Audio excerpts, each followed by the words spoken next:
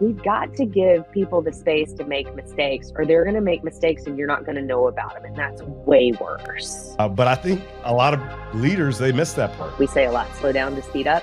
So you almost have to, tweak those dials a little bit in order to lead everybody in the best way that they need to be led. Like, how can you possibly coach me and lead me if you don't even know what I'm about? Who says tech can't be human?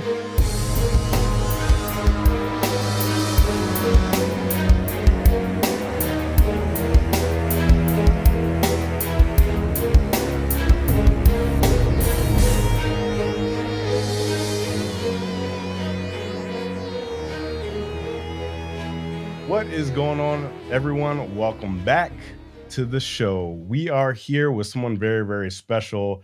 Marty Overman, she's the Senior VP at Imperva for North America Sales.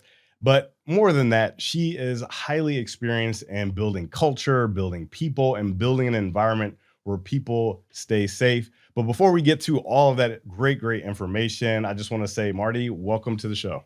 Thanks, Chris. I'm happy to be here. Glad we were able to work it out.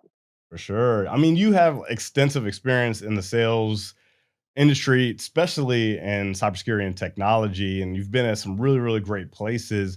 What do you think it is about your personality? What do you think it is about the way you operate that makes you a great sales leader, for one, but then also a great leader of culture? Gosh, there's so much within that question. I see sales leaders all the time who were really, really, really great sales reps.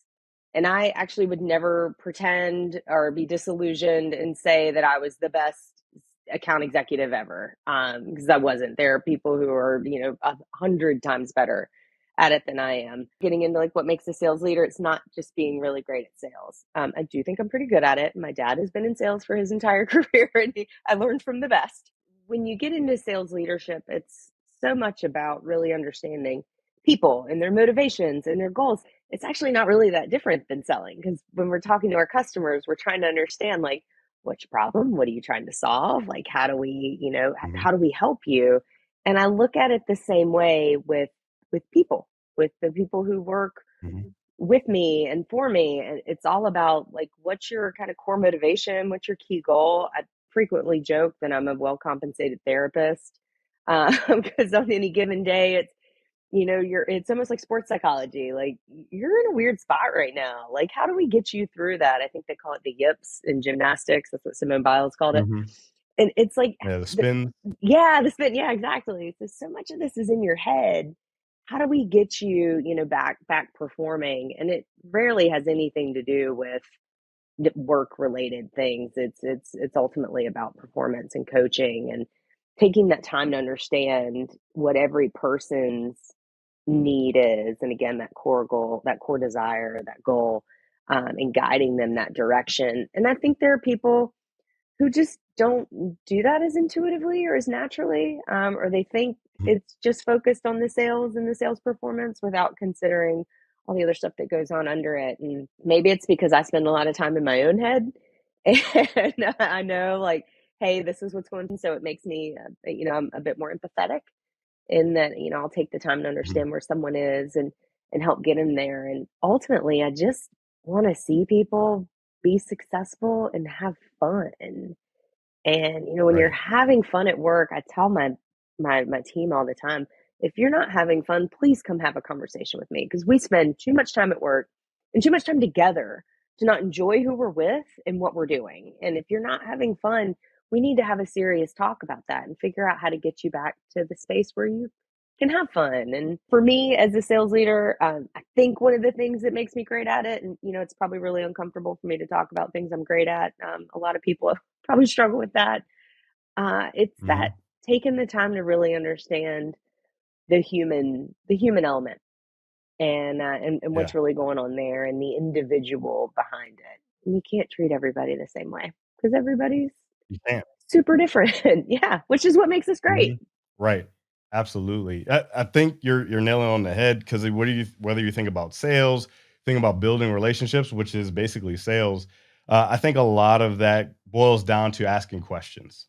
And I don't think leaders nor salespeople ask enough questions. Whenever I get on a sales call and I'm speaking to a prospect, the first thing I do is I ask a bunch of questions. Like I really want to understand them. I want to understand what their challenges are. I want to understand where they're headed, where their vision is. Because if I just hop on and I'm just saying, hey, this is what we do, we'd love to work with you. I mean, you didn't ask me a single question to get to know me whatsoever. And so the same thing from a leadership perspective, like ask them questions.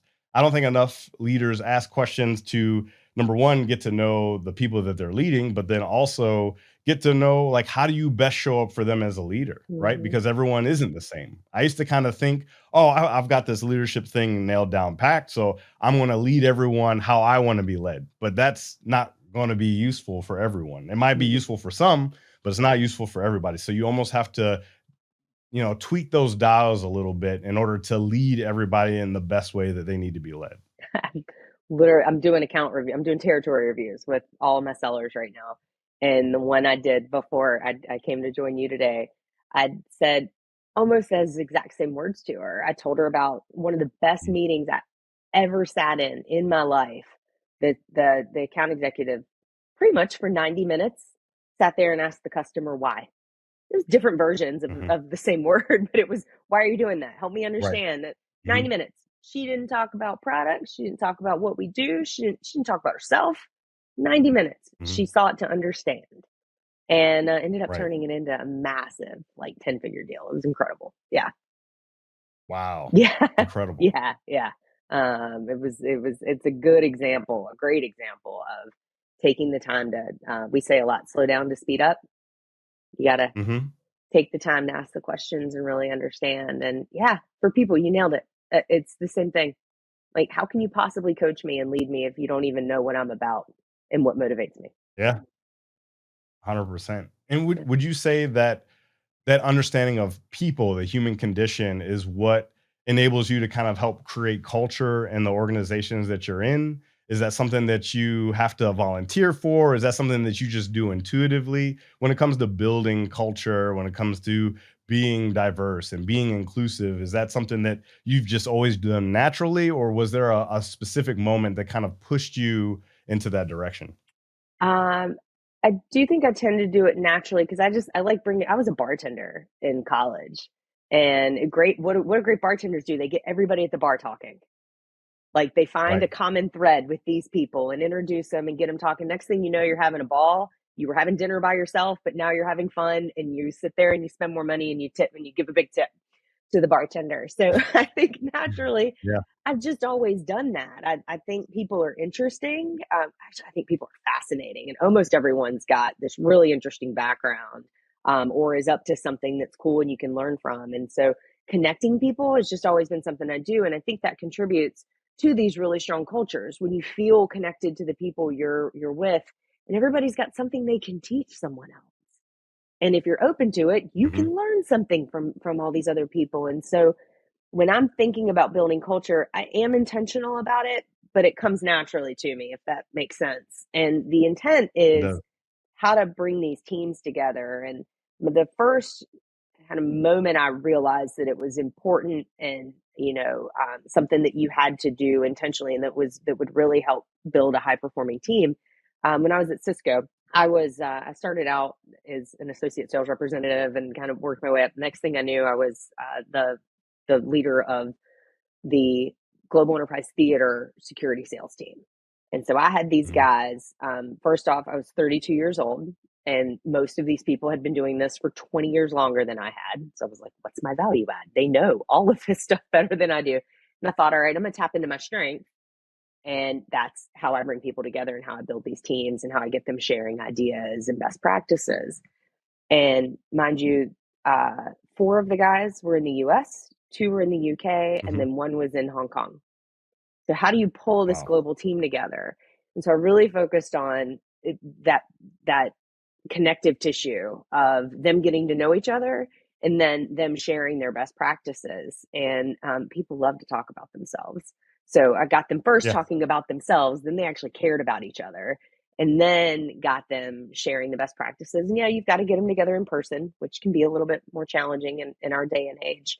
But I knew right then, I'm like, if I can get these guys talking and sharing, they'll be a team. and they're all doing such great things. And by the way, they Mhm. spend time in each other's theaters, because if you're calling on GE, you've got to go to Singapore to have meetings with them. So go see the Right. guy in Hong Kong. Like, it's actually not as close as it sounds, Yeah. but make the effort. Yeah.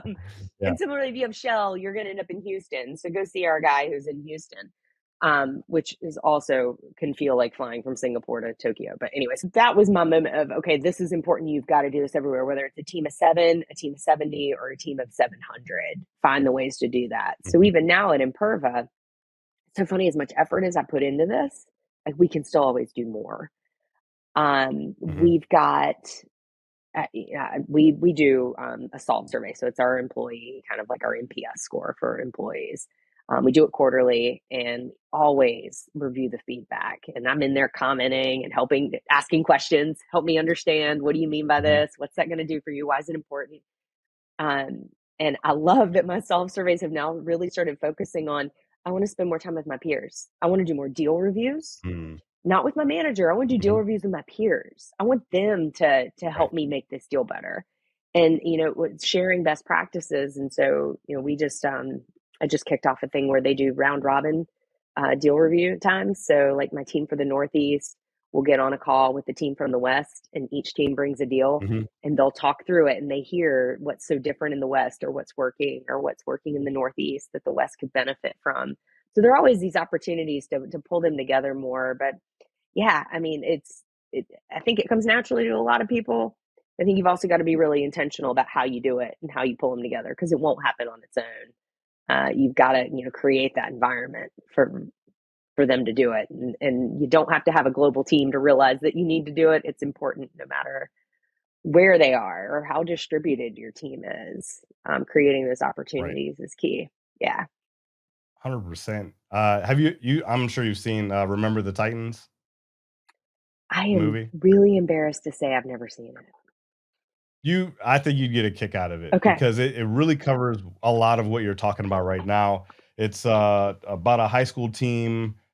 They're still dealing with segregation at this time, and Mm. so they're trying to bring the white and the black players together. And there's just all this tension in the very beginning. But I don't want to spoil it. I'm sure you I can will guess watch what it now. happens in the end. Yeah, you have to watch it. But it's all about getting these folks together to work together as a team, to see each other as teammates and not just their differences. Because when you look at people, I mean, there are differences at the personality level, right? Some people are extroverted, some people are introverted, but then even culture, right? You have a diverse team that's from all over the world. How do you provide an environment to bring everyone together? Like, what are some of the tips and tricks that you've used to bring folks together from all over the place? So it's so funny, as you were talking about that, I was thinking about my family.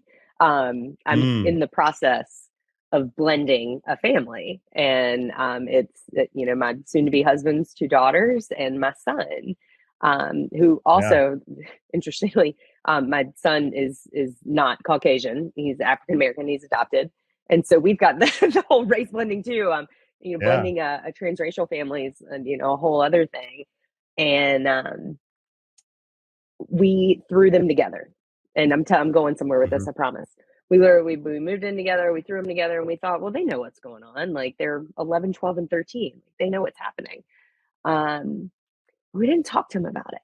And they ended Mm, up, I, I won't tell the whole story because it was kind of gnarly, but they had a big blowout. One of the girls actually mhm. hit my son. He deserved it. And he Oof. didn't react. He was like, oh my gosh, what just happened? And he took himself to his room, and Mhm, we dealt with it, and we talked through it. But what occurred to me was, we never talked to them about what it means to be a family, and we didn't set a mm. mission statement, we didn't set Right. goals, we didn't set expectations. And some of my friends laughed at Mhm. me. They're like, so you're going to run your family like a business? I was like, well, yeah, duh. Like, Yeah. I missed that. Like, I would have never done Mhm, that with a team I was bringing together. So I thought, okay, so when I bring a team together, what do I do? Well, I don't tell them what our goals are. Set the mhm. mission. We talk about it. Beginning of January, I got Right. all my team together. January 3rd, I said, we're wasting no days. This is our year.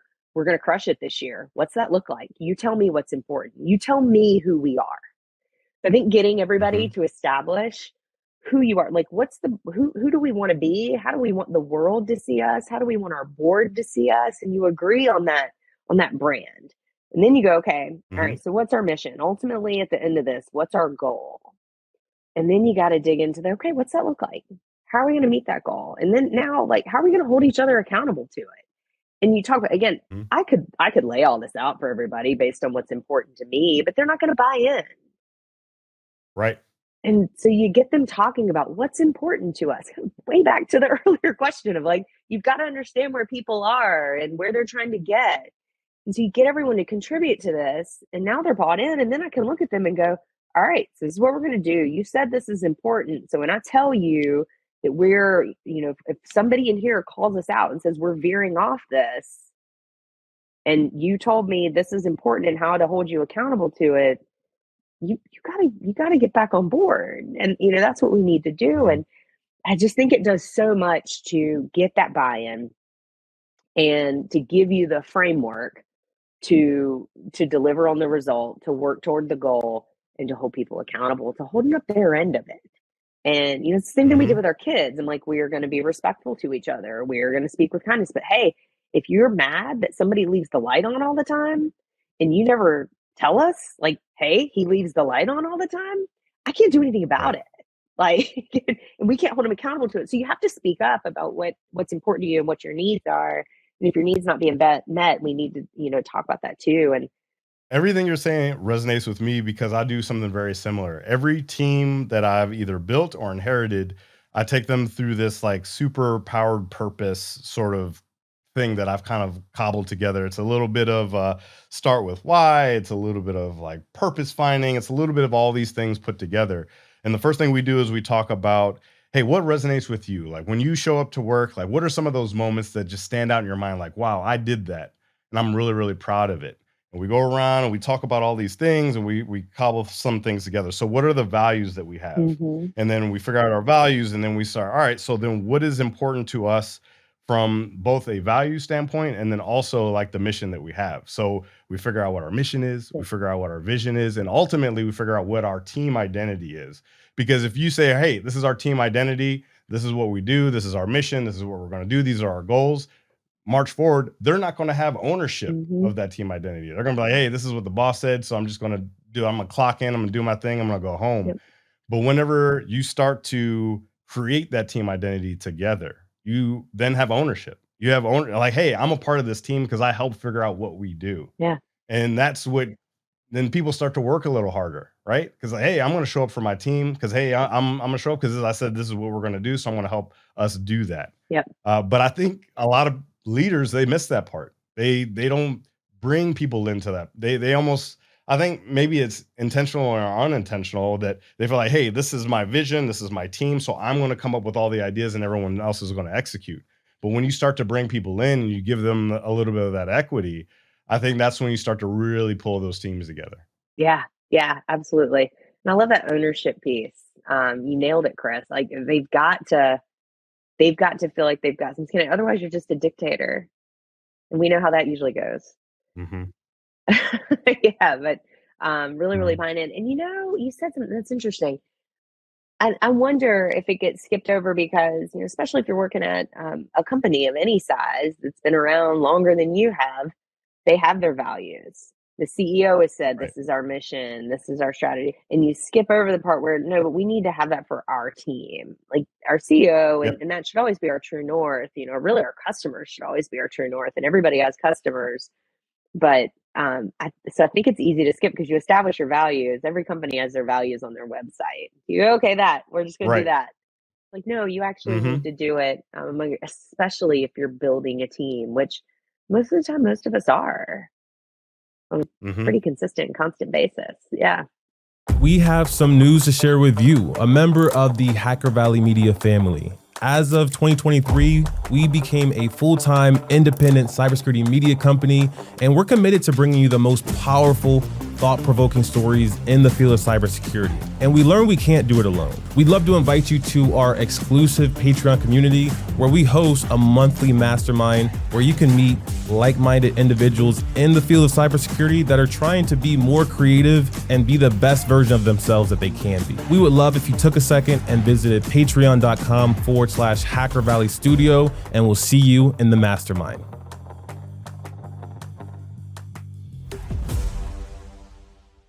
One of the things I was having a conversation, so I teach a cybersecurity leadership course. It's really focused on the soft skills side of the house because a lot of folks, they're great engineers, they're great analysts. And what do you do with a great analyst? You promote them to leadership, but then you don't give them the tools or the skills in order to do that. And I was talking about this situation. I was talking about this framework that I created, and Andy, he loved it. He actually wrote the book 1% Leadership. So he's an outstanding leader, outstanding educator. But he said to me, he was like, "Hey, I love everything that you're doing, but you don't necessarily set the mission for your team because that mission might be passed down from leadership." And I said, I mean, good point. But the one thing I will say is that even if the meaning is the same, if you allow your team to pick the words in which that mission is, that still gives them that opportunity to have that ownership, to have that team identity. Even if like, sure, yep, this is exactly what we're doing. We're a threat ops team. This is what we do. We're focused on finding these specific threats. But if you allow people to at least form the identity of who they are and pick the words as the mission, even if it's the same mission that leadership passes down, I still think that provides that ownership that we're looking for. Yeah, absolutely. Um, and that the purpose and really really understanding like what of this is important to me.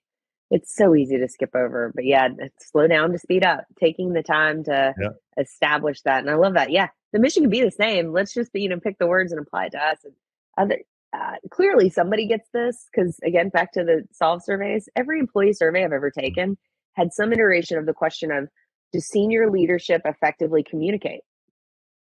Does your direct leader effectively communicate the company's goals? And there's a reason that's two different questions. Because one, the CEO and CRO, CMO, whichever organization you're in, could say all day what's important and what the mission is, but then your direct leader needs to take that and translate that to what does that mean to us? How do we participate in that? How do we contribute to that? I love it. There's a class on this. I might like more information on that. Yeah, for sure. Absolutely. One thing that I think about, we were having a conversation before a little while ago about all of this stuff, and we were talking about diversity, we were talking about equity, we were talking about inclusion. And one of the best definitions on the equity side of the house, I got from somebody who was a guest on the show, and she said that equity was giving the support to the people that need it, because everybody's coming from different backgrounds. Everyone's coming from different starting lines, right? When they get into the organization. And so how do you find the people that need additional support, people that need to be led differently in your organization? Like, what are some of the things that you do to find that out? Obviously, we talked about the questions, but is there anything more tactical that you do in order to figure out who needs additional help, even if they might not be saying it on the outset? So first off, I should probably do more of this because it is the stuff that really matters and makes a difference in developing a high performing team. It's time consuming, but you've got to have skip levels and one-on-ones and do these. I'm currently doing territory reviews with and account reviews with every single one of my sellers. And it's the midpoint of the year, so I'm like, hey guys, it's the midpoint. I see what you did the first half. Some of either you crushed it or now you're behind. And I want to spend some time understanding where are you, how are you working this, and where do you need help? And it's funny because some of them don't really know where they need help. And those are the ones I know, okay, if you don't even know where you need help, I need to really lean in here and really help you kind of pick apart your territory and look at, what's going on here, what's going on there. And I was talking to one young woman today who has first off, yesterday, her plan is amazing. And I gave her an idea, and she literally looked at me and she goes, that's great. I'll do that next quarter. This quarter is to do this, this, and that. And at the end, I said, awesome, good on you. You have a plan and you are working it. Go. And you are not going to let me pull you off. That's amazing. And do that more often. Like, do your thing. Mm-hmm. And, but then you get some people they don't even have a plan. And I was talking to one young woman today, and I just spent most of the time trying to hype her up. Like, girl, get some swagger. Like, you know what you're doing. You know what you're talking about. Yeah. And so it's so different. But if I had never spent the time with them, I wouldn't know that, this woman needs to be like really congratulated and commended and, told to go do more of that. Don't let anyone pull you off because you're not. And then she doesn't need me in her way. She's good. Like, I can just check back in with her in a couple weeks. This other one, she needs a hype squad. And so I'm like, okay, I'm going to go be her hype squad. But I wouldn't have known that if I hadn't spent the time with her. Again, her plan was good. Even the way she presented it was like, I'm like, you need some confidence. Let's pump you up a little bit. And so you just got to spend the time. And I could ask their leaders, but they're going to have different views and see it differently than I would if I didn't just sit down and spend the time with them. And it can be hard if you've got a large organization. Let's say you have hundreds of people. It'd take you all year to work your way through it.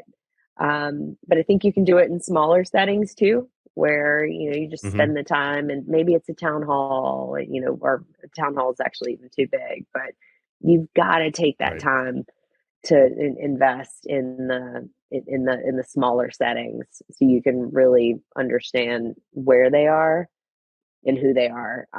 From a sales perspective, sometimes you can see it in the numbers, and, but I don't, numbers definitely tell a story. I don't think they tell the whole story. I think the only way you're going to get it is to actually spend the time with them. 100%. It makes me think of everything that you're saying. It kind of almost makes me think of like this theme of psychological safety, where people are afraid of being seen as not good enough. People are afraid of standing out in a negative way. So they might not voice opinions, or they might not voice things that they need to be better, because if I'm the squeaky wheel, then I might not be here tomorrow. Yeah. I might lose this job. I don't want to be seen as being too different, because then I won't be included. When I think about psychological safety, I've been in organizations where if you asked a question that it sounds like something you should know because you're the leader in that role, then you were just written off. And I'm just like, that is no way to bring about the best performance out of folks. That's no way to lead people in general, because as leaders, sometimes we don't realize that people are doing work under us, and we are a part of a large portion of their day. And if they don't feel safe for 8 hours out of the day, it's probably going to bleed into their personal life as well. So just kind of like taking stock of like, all right, what is the environment that I'm cultivating as a leader? How do people feel, right? Do people feel seen, heard, valued in my organization? If we just took a little bit, if we just did 1%, 10% more as leaders, I think a lot of our teams would, number one, perform a lot better, which is an unintended benefit. But I think the first thing is to just make people feel safe, to be able to try things, to fail, to do something different, to voice opinions when they think something's amiss. How would you advise for leaders that have not led that way to start leading that way a little bit more? What is something small that they could probably start doing tomorrow to do a little bit more of that? I love this topic. When I bring a new leader onto my team, and you actually just reminded me, there's someone I missed. I need to send this to him. I give them 2 books. They get an Amazon shipment from me. They get Grit, Angela Duckworth. So Passion and Perseverance, talking about purpose. Yeah. And they get Smarter, Faster, Better, Charles Duhigg. And one of my favorite chapters in that book is about psychological safety. They study a hospital, and there are 2 floors in particular that they end up honing in on. And one has a high error rate, but very high patient satisfaction scores and low rates of return. So if you leave the hospital and you come back within a week, that's a return rate. So they're pretty healthy when they discharge them. They're doing pretty well. Lots of errors reported though, but the patients are happy. The other floor low error rates, low patient satisfaction scores, high return rates. The difference was the leader on the floor with the high error rates, when there was a mistake, they weren't making more mistakes. They were reporting them. Because when they made a mistake, the leader retrained the whole staff. She would treat it as, okay, if you got it wrong, somebody else probably doesn't understand this either, or needs to be reminded, or needs to be retrained. Yeah. So there was no calling out, there was no embarrassing, there was no shaming. It was, let's just take this opportunity to, for all of us, to sharpen our saw. The leader on the other floor with the low error rates, but high rates of return, low patient satisfaction, they were making mistakes. They just weren't reporting them because that leader was known to publicly shame them. And I call that out in such a way that you just kind of framed it too. It's like, we've got to give people the space to make mistakes, or they're going to make mistakes and you're not going to know about them. And that's way worse. And so it's kind of instilled early on. And so when I have a leader who's struggling with that, I'll kind of talk through with them. I do a therapy session. Like, okay, so this happened, and, this is how you're coaching them. And, what's going to end up happening is they're just going to cover it up. So how do we create a space where they're comfortable talking to you about it? And that usually comes about in the form of, one-on-ones and, understanding when, somebody shouldn't be called out on a team call. And typically when I hear that, I'll go back, I'll pull them aside and say, hey, that was absolutely the correct feedback to give. That was the wrong environment to give it in. I think they'd respond a lot better if you did it one-on-one, versus in that big of an environment. They're not going to hear you in that environment.